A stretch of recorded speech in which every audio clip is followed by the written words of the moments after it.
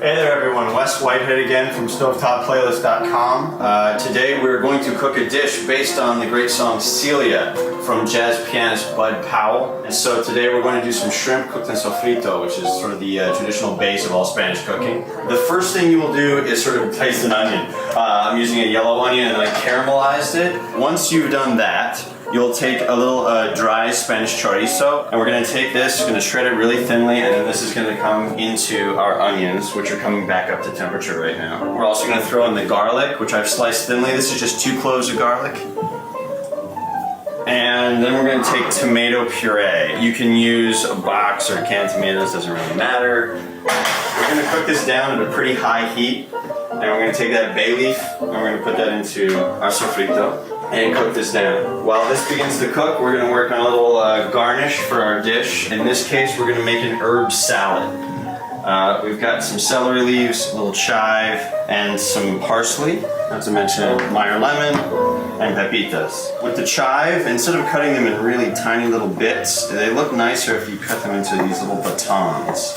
Parsley leaves we can leave kind of whole. The celery leaves, we're gonna do a technique called a chiffonade. So we'll take some leaves here, we'll stack them on top of themselves, and then we're gonna cut them into really thin little strips here, and that's called the chiffonade. I'm gonna grab a little bowl, we'll mix that all up. We'll take our parsley, we'll take our chive and our celery. We're gonna take these pepitas. When you do zesting, you wanna take off just the yellow part and not that white pith underneath. So it just gets a few little strokes across here. And you get that zest, which gives it a ton of flavor. Cut this lemon in half. If you don't have a strainer, just use your hand. We wouldn't be making Spanish food if we didn't use some olive oil. I'm gonna use some California olive oil because we're in California and you should support local ingredients. Use your hands, there's no reason not to use your hands. Get messy, food is about getting a little messy. This is going to provide a nice little garnish and also a brightness with the lemon and the herbal flavors. Sort of contrast the richness of the shrimp and the sofrito, which also has chorizo in it. This has come together now, and you can see it's not like a sauce as much as it's almost like a paste. And that's where you want it to be. That means that the flavors have intensified nicely.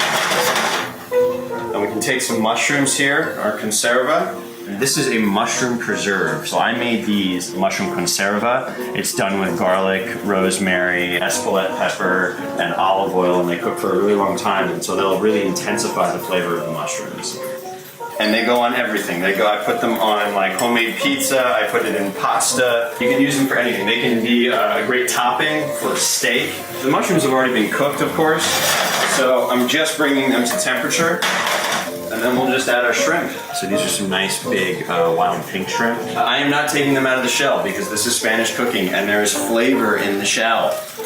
Save them. Spanish cooking is about getting a little messy and picking at your food and opening up the shrimp. You know, we're not gonna eat it with a fork and knife necessarily. So these are gonna come together and, shrimp cook really quickly. So be careful with that. Keep an eye on them. They're gonna wanna curl up. That means that the muscles are tightening up, which means they're cooking. So these are nicely sized shrimp. They'll take a little bit longer. We're almost there. Meanwhile, we can get ready and we can talk a little bit about plating. Negative space, something I didn't actually talk about last time. A lot of cooks like when they're using their plating is the space that doesn't have any food occupying it, the white. So I'm not gonna overflow this with too much rice and beans. I'm gonna leave it in the center and I've sort of clumped it together, and that way we can place things around it, including herb salad here and here. A little wedge of lemon would be nice.